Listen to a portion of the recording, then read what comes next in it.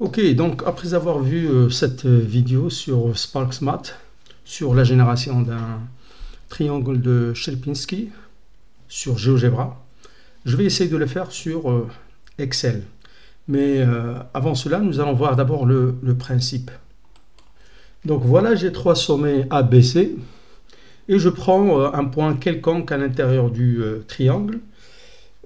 Après, je vais générer un nombre au hasard entre 1 et 3. Si par exemple le nombre c'est 1, je vais être attiré par le point A. Si c'est 2, je vais être attiré par B. Et si c'est 3, je vais être attiré par C.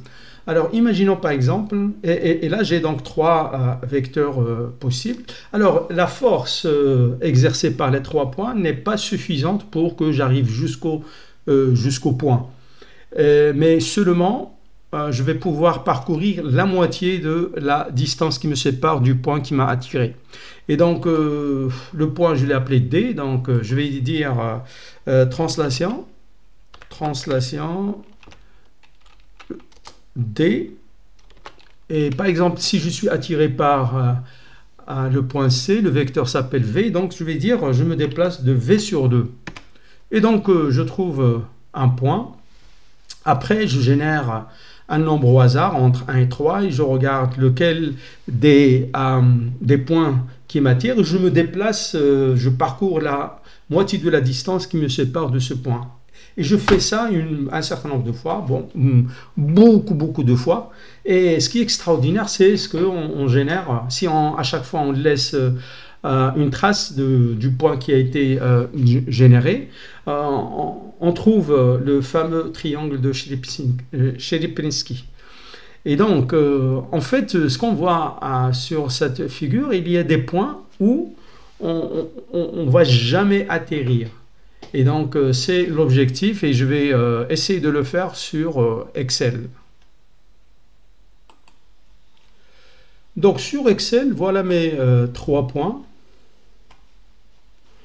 Ok, donc voilà mon point par exemple A, B et C. Là, j'ai fait un zoom de façon à voir le maximum de cellules visibles sur l'écran. Je vais écrire un programme VBA qui va me permettre donc de générer le triangle de Sierpinski. Et voyons voir maintenant le programme. En fait, le principe est simple. Je vais commencer en un point quelconque et après, je vais générer un nombre au hasard entre 1 et 3. Et donc, si c'est 1, je vais être attiré par le point A, ici. Et je vais parcourir la moitié de la distance. Si c'est 2, je vais être attiré par ce point-là. Et je parcours la moitié de la distance, etc. Et à chaque fois que je trouve un point, la moitié de la distance parcourue, je laisse une marque. Par exemple, je vais colorier la cellule en noir, par exemple. Donc, allons-y, on va voir le programme. Donc, la procédure, ça s'appelle Draw. Je déclare 4 cellules comme objet range. Puis IJ, ça va être le compteur, le nombre de fois où je vais répéter le processus. Et J, c'est le nombre au hasard entre 1 et 3. Je les déclare comme des entiers. Puis L, c'est un réel. Et Phi, c'est un réel. Ça va être l'angle. Je vais placer d'abord les 3 cellules. La cellule la première, il va être placée en A1. Et puis la cellule 2, ça va être en 1 avec un offset de 0 ligne de 100 colonnes. Par exemple, je vais sauter à 200 colonnes par rapport à 1, puis ça va être ma cellule 2, c'est mon point B si vous voulez. Et celle 3, ça va être à partir de A1, on va faire un offset de 100 lignes et de 100 colonnes et pour avoir cette forme qu'on vient de voir. Et je vais colorier donc les cellules des points A, B, C. L'intérieur de ces cellules vont être en black. Je vais placer, mais là ça n'a pas vraiment d'importance, donc je vais placer pour cet exemple la première, donc la cellule qui va se déplacer à l'intérieur du triangle, je l'appelle celle, et je vais la placer au point A. Donc je la confonds avec la cellule A. Donc ici, ce que je vais faire, je vais répéter le processus un certain nombre de fois, 100 fois par exemple. Puis, je génère un nombre au hasard entre 3 et 1, parce que si on utilise RND, ça va générer un nombre entre 0 et 1. Et donc, avec cette formule-là, bon, je génère un nombre entre 1 et 3. Et là, je vois quelles sont toutes les possibilités que j'ai. Hein. Je peux avoir j égale à 1, ou 2, ou 3. Ce sont les trois possibilités, il n'y a pas d'autres possibilités. Je calcule la longueur qui sépare, mon point actuel avec le point qui vient de m'attirer, qui est le point A. C'est très simple. En fait, cell.column, c'est la colonne de la cellule, et donc ça va jouer le rôle de Y. Et cell.row, ça va jouer le rôle de l'abscisse d'un point. Et donc, on utilise la formule de Pythagore pour trouver la longueur qui me sépare d'un point que j'appelle cell et un autre que j'ai appelé cell 1. Donc le premier point, il a ses ordonnées, hein, cell.colonne, et le point qui m'a attiré, c'est cell 1.colonne. Et comme x, comme abscisse, ils ont ces deux abscisses. Et donc la racine carrée, SQR, la racine carrée, ça m'a donné la distance. Après, je calcule l'angle qui sépare les deux points. La droite qui passe par les deux points, il fait un angle par rapport à l'horizontale. J'utilise la fonction ATAN2, qui a besoin en fait de deux paramètres. Il y a deux possibilités, soit ATAN, et là je dis numérateur sur dénominateur, ou là, avec ATAN2, on donne le numérateur et il y a une légère différence entre les deux. Alors maintenant, si c'est le deuxième point qui m'a attiré, c'est exactement la même formule, sauf que je vais utiliser XY, donc l'abscisse et l'ordonnée du point 2. Et si c'est 3, c'est les abscisses et les ordonnées du point 3. Donc voilà, j'ai calculé la distance qui me sépare du point qui m'a attiré, et puis l'angle. Ça c'est juste pour le débogage, c'est pas important, c'est juste pour voir le déroulement du programme. Et après je vais changer les coordonnées du point cell. Donc cell, c'est la fonction cellule, et là pour cellule, pour désigner une cellule, il faut préciser la ligne et la colonne. Donc la ligne, c'est la ligne, l'ancienne ligne de cell, plus 1/2 fois L sinus phi. Et la colonne, ça va être l'ancienne colonne, plus 0,5 fois L fois cosinus phi.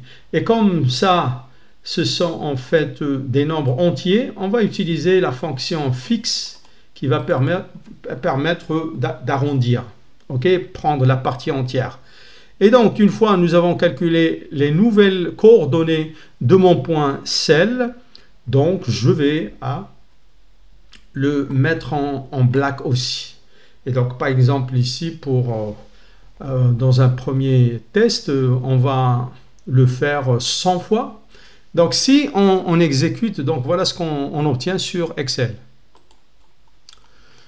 Donc, pour 100 points, voilà ce qu'on a pu générer sur Excel. C'est pas assez, donc je vais augmenter le nombre. Donc je reviens sur...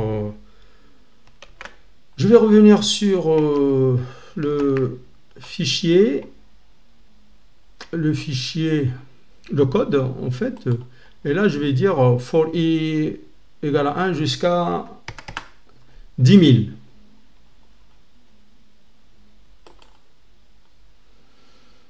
Donc voilà, notre triangle est en train de se former. Et voilà, voilà ce qu'on obtient pour 10 000 points. Et là, c'est évident, c'est notre triangle de Sierpinski. Ou Sierpinski, ça dépend. Je crois qu'en polonais, on le prononce Sierpinski. Alors, ce que je peux aussi faire, c'est donner une couleur en fonction du point qui m'a attiré. Donc, je reviens sur le fichier code.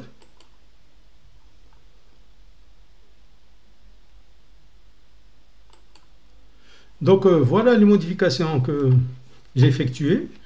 La première chose, c'est que je ne vais pas prendre ma cellule, mon premier point qui est confondu avec le premier point, mais je vais presque être au milieu du triangle.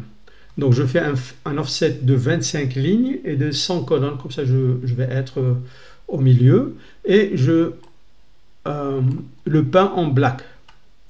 Après, bien sûr, j'aurais pu mélanger les deux, select, mais bon, je calcule donc la longueur et l'angle, et après avoir calculé la position de la nouvelle cellule, je vais choisir la couleur. Donc si c'est le premier point qui m'a attiré, je vais donner une couleur rouge au point généré, sinon c'est le bleu, sinon c'est le green. Alors en exécutant le nouveau programme, voilà ce que j'obtiens. Voilà. Donc, en fonction du point qui m'attire, je vais donner une des trois couleurs. Et je vois en fait que le triangle de Sierpinski, en fait, c'est trois copies du même triangle. Un en rouge, l'autre, c'est exactement le même. Un en rouge, un bleu et un en vert.